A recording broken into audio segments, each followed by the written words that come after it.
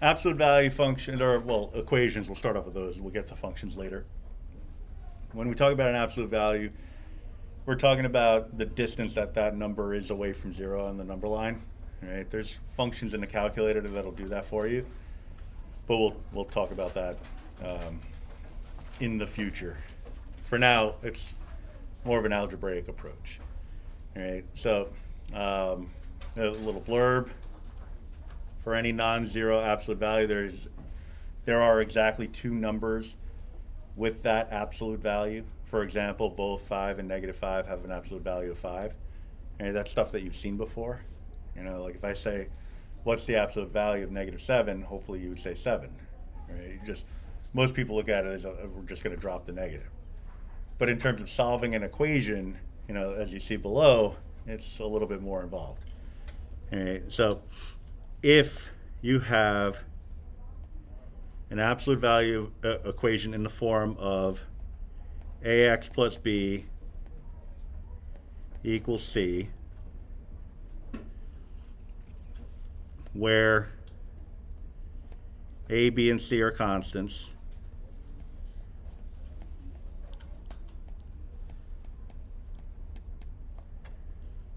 and c is positive,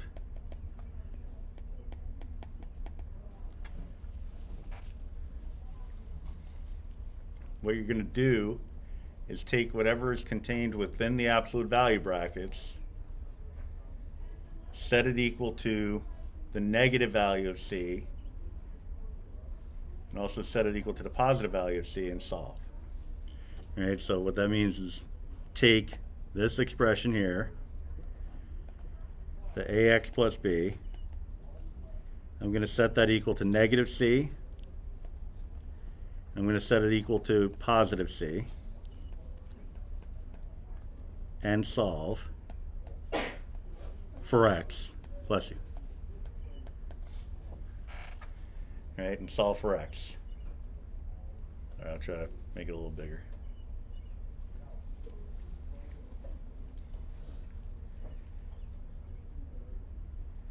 All right, easier said than done, but the rationale or the thought process behind it is, if the expression ax plus b takes on the value of either c or negative c, once you apply the absolute value to that, the negative would drop away and it would just become a plain old c. All right? Now, if it's the same structure, but this is negative, the c value is negative to start, so this term here, then there would be no solution. Right? It's a lot to write to say no solution, but I'm going to do it. I mean, I'm not going to do it. I'm just going to copy paste.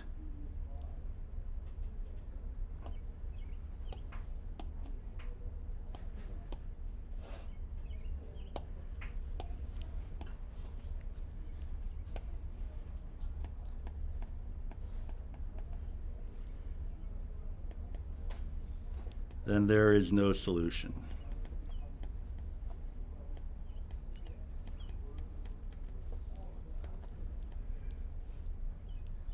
And I don't need the highlight here anymore, because we're not actually doing anything with the expression. All right, but then it also begs the question of, like, what if it's not in that form? We'll get to that in a minute.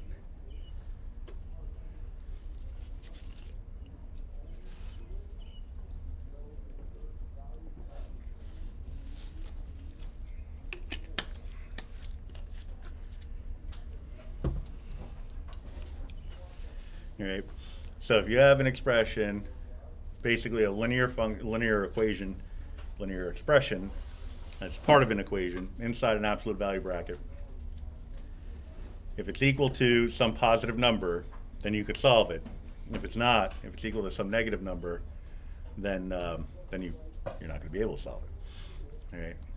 So I'll get into some examples, and then I'll show you some stuff with graphs today, and then I'll give you some time to practice. So number one, you look at it and say, well, this doesn't look anything like ax plus b. We could always write it in that form. This would be the same as saying absolute value of 1x plus 0 equals 4. So it has the correct structure. You wouldn't have to write it that way in order to solve, right? Because really all it's telling us to do is take the expression that's inside the absolute value brackets, set it equal to the negative version of whatever's on the right-hand side of the equation, then also set it equal to the positive version of whatever's on the right-hand side of the equation. So I'm going to take the x and set it equal to negative 4. But then I'm also going to take x and set it equal to the positive 4. All right, so just the thing that's the expression, the stuff that's inside the absolute value brackets, that's going to be the left side of each one of these equations. So sometimes it can be as easy as that. All right. Now, for number 2, and so that's your answer for number 1. For number 2, it's not properly formatted. All right. You only want an absolute value on the left-hand side, and you only want a constant on the right-hand side. There's another process if you have if something other than a constant on the right-hand side. Let's say I have the ax plus b in the absolute value on the left-hand side, and I have another variable expression on the right-hand side. Gets more complicated. But for now, we're just looking at the linear form, right? So your first move here would be to make it properly formatted. So I'm going to add 3 to both sides. So absolute value of x is equal to 7. Now that it's properly formatted, absolute value on the left, lone constant on the right. I'm going to take whatever is contained within the absolute value brackets, set it equal to the negative version of whatever's on the right-hand side, also set it equal to the positive version of whatever's on the right-hand side, and I'll have my solution.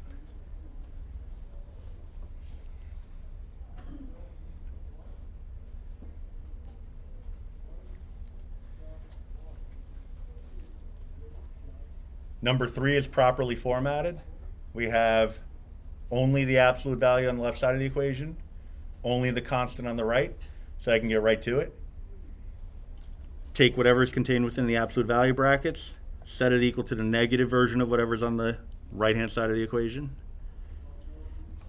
Take whatever's within the absolute value brackets, set it equal to the positive version of whatever's on the right-hand side of the equal sign. Then I have to solve. Right. So in the previous cases, I didn't have to do anything beyond this step. Now I have to isolate x. So I'm going to do that by getting x alone by adding 2 to both sides. In both cases.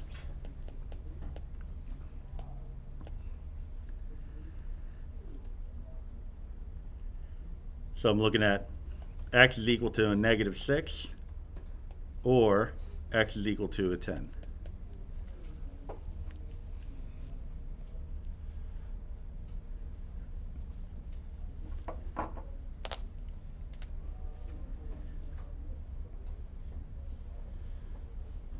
So in number 4, you see some of them could be pretty quick. It's like once you get it into the proper format, then it's just a matter of splitting it up, writing your 2 equations, and solving.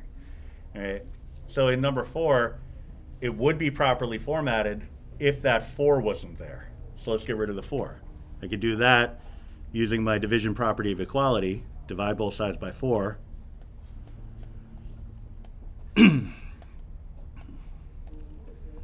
All right, so we have x plus 2 in the absolute value brackets is equal to 5. Now it's properly formatted. So I'm going to take whatever is contained within my absolute value brackets, set it equal to the negative version of whatever is on the right-hand side of the equal sign. When we divided it, why didn't we divide it 2 by the 4? Because once you divided the 4 by the 4, it had canceled away. There was no need to divide it into anything else. Okay. Right. So take whatever's contained within the absolute value bracket and set it equal to the positive version of whatever's on the right-hand side of the equal sign. Then solve that remaining equation. Or set of equations. So subtract 2 in both instances.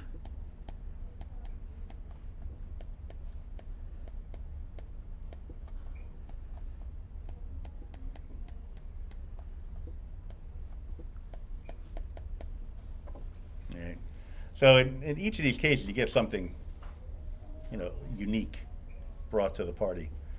Numbers 5 and 6 are probably the most interesting ones. They're also, I'd say, probably the easiest ones, but that doesn't mean they can't be interesting. So you see here in number 5, it's almost properly formatted. That 4 is in the way, so I subtract it from both sides. Absolute value of x plus 3 is equal to 0. All right.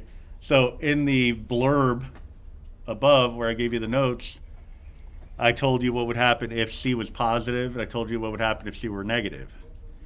I didn't really say what would happen if C were 0 because it's, I don't want to say common sense, but it's something that you'll get if you just think about it. So if you follow the process, you say, okay, I'm going to take whatever's within the absolute value brackets and set it equal to the negative version of whatever's on the right-hand side. Oh, wait a minute. Negative 0. That's 0. Okay, so then I'll take whatever's within my absolute value brackets and set it equal to the positive version of whatever's on the right-hand side of the equal sign. That's also 0. So I'm going to get two identical equations. All right. So what am I doing? Well, I don't need to solve them both because it's really the same thing. So I'll just solve one of them for x. All right. Because it's like, I used this analogy before for the first time, and I'm going to try to remember it. Oh, yeah. Your two choices as a teacher for next year are me or me. It's like, okay, so I guess your choice for next year is me. Like you didn't really have two choices. That's not true, by the way, but that's the example. So if I tell you that, some people do that to be funny. They say, okay, your two choices for ice cream flavor are chocolate or chocolate, because that's all I have. So it's chocolate. Right? That's the same idea here. Right? X plus 3 equals 0 or x plus 3 equals 0. I'm saying the same thing twice, so I only really need to look at it once. Right? So I get x is equal to negative 3.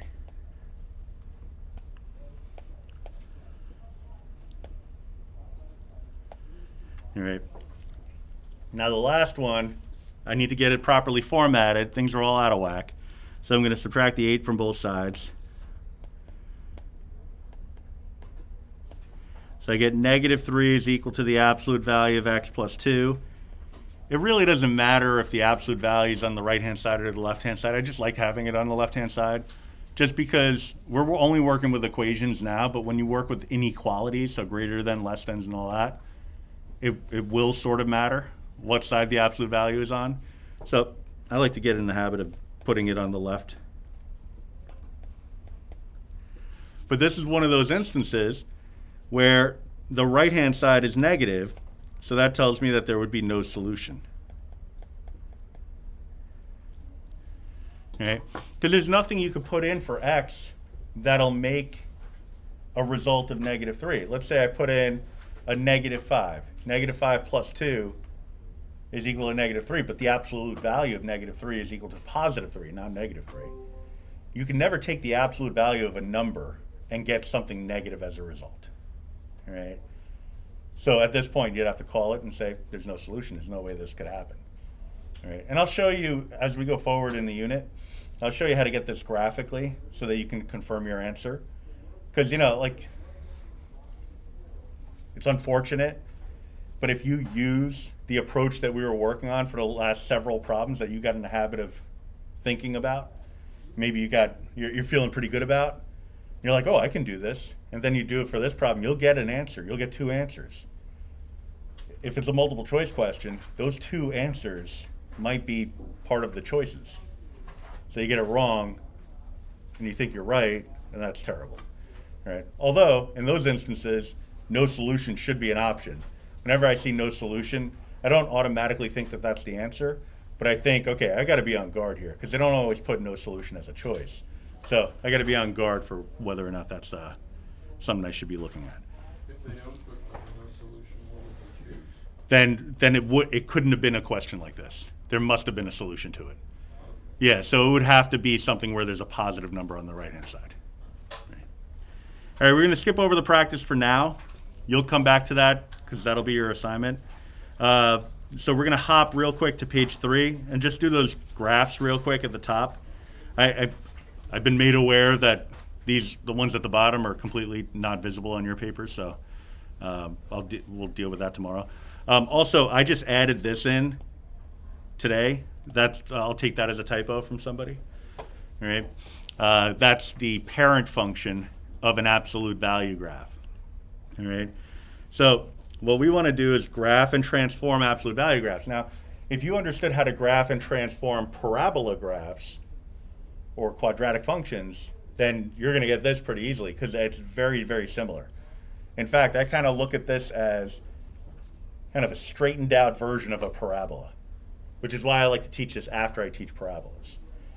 All right, because it'll have an axis of symmetry, it'll have a vertex, it'll have those horizontal and vertical transformations or translations. I mean, transformation works too, but translations. And it'll also have the stretch and shrink. Right? All those things that we learned about for parabolas are still in play here. And they could also intersect with other graphs and give you intersection points and solutions. All right? So let's just take a look at the parent function real quick. So this is f of x is equal to x squared. See, I'm already getting them confused. Absolute value of x. See, that's how similar they are. So we have the axis of symmetry right down the middle, a of s. We have our vertex.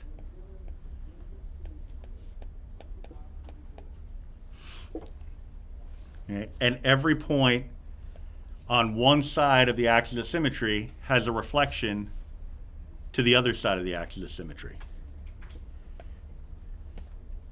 So for example, this point here. Oops. I'm going to make this dashed in a sec here.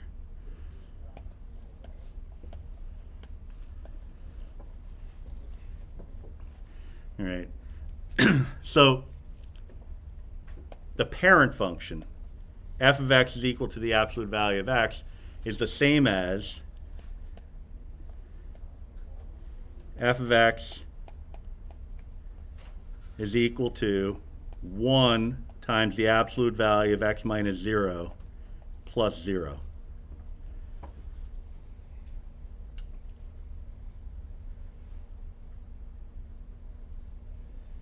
And that corresponds with the vertex of 0, 0.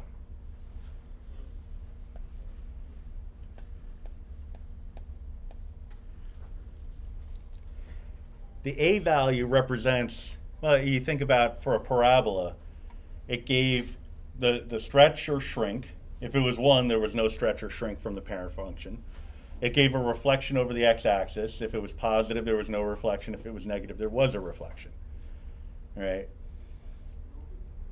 But in this case, it's also going to give us the slope of the actual lines that make up the absolute value function. All right? So not only does it give us those other things, the a represents the slope. All right? So what I like to do is use the a value as the slope to the right of the axis of symmetry. Right? And then I reflect all those points over the axis of symmetry.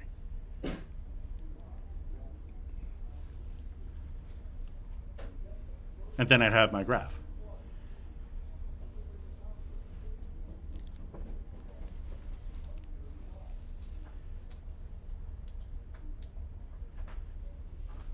It would have been nice if you had this graph on paper, but you know, for now, I'm just kind of live with it, but we'll formally address it later on. All right, so what we want to be able to do is pull all the relevant information from each one of these equations. All right, the a, the h, and k, and then their actual meanings. So if I'm looking at number 1, I would first rewrite it, just like we did with parabolas in vertex form. I'd pull my h and k for my vertex.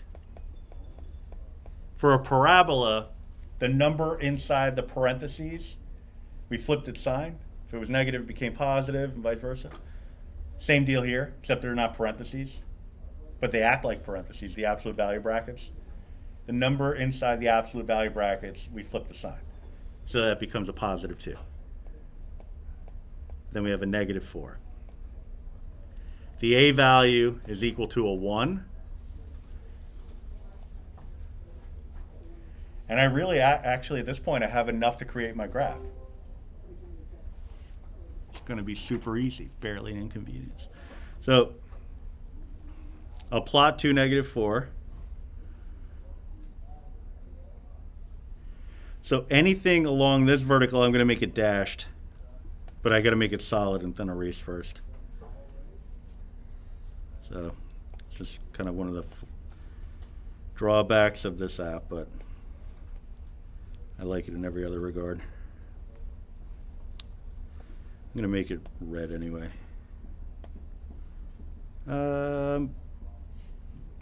Yeah, red. Red's fine.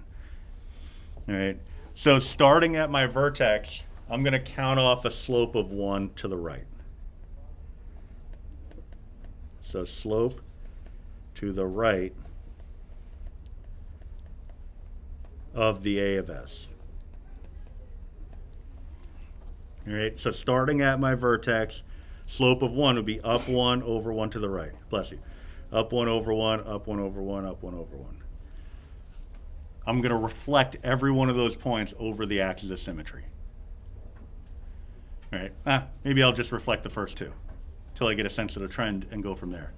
All right, it doesn't take too long to realize that that trend is just negative 1. It's a slope of negative 1. All right, but I'll do it anyway. So I flip this one over, puts it right here. That looks terrible, so I'm going to undo that. It's going to go right here. This one will go right here. And then you see you're going up 1 over 1 to the left, and you can follow that trend until you fill up all the space. Or at least until you get enough where you're confident that you could draw the line. Okay, I should have not been as confident there. There we go. Get some arrowheads on it. Because these rays go on forever. Right. You'll talk about this more in geometry, but and you may have seen this term before in the past, but a ray is it's a line that terminates at a single point but extends off forever in one direction. Right. So it doesn't extend forever in both directions, just in one direction. All right. So number 2, same idea. Same slope even, x plus 1 inside the absolute value bracket, but plus a 0 because there's no k value off at the end. Right, so my vertex, negative 1, 0.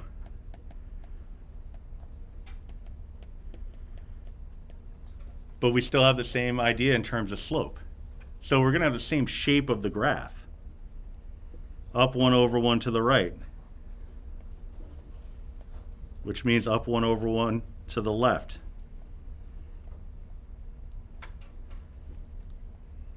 If my slope was 2, if my a value was 2, I'd go up 2 over 1 to the right, and then up 2 over 1 to the left.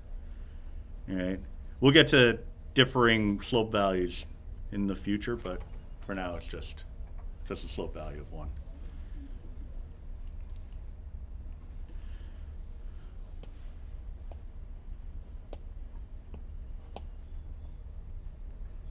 But you can see here, if I take this graph and overlay it on the one that we created previously, so this graph here, just overlay it. It's the same graph, it's just been shifted over. That's because the slopes are the same. All right. So in the case of number 3, y is equal to 1, so same slope, so same shape. X minus 0. I always do that. Plus 1, my vertex is going to be 0, 1. All right, so I would plot 0, 1. I got to look back at period 1 notes. I feel like I screwed that one up with them. Yeah, 0, 1 would be my vertex, but the slope is still the same. In both of these cases, the A value is equal to 1. So it's the same shape. So this graph is the same here, here, and also here. I don't want it to go off the grid though, so I'll just erase that. Put a little arrowhead a little earlier, and there you go. But it's the same graph over and over again. All right, so when we vary up the A value, that'll change things, but not in a way that'll ever make it overly difficult.